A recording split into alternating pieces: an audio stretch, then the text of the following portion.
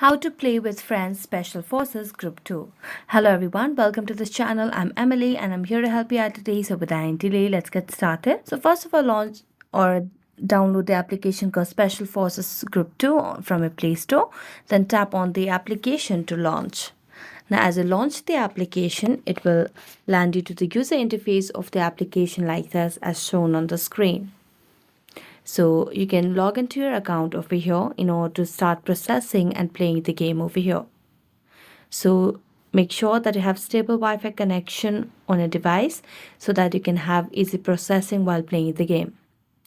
Now after you log into your account, you can see different options that pops up over here. Multiplayer, new game, settings and update and rate.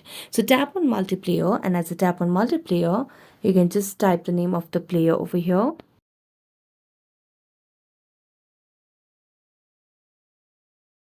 And as you do that, you can just make a tick mark and then tap on OK.